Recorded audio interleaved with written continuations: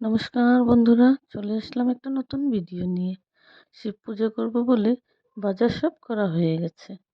এদিকে রিয়া আর বোন মিলে সব ধুয়ে পরিষ্কার করে নিচ্ছে, আর ওইদিকে আমি পূজার জন্য সব রেডি করে নিচ্ছি।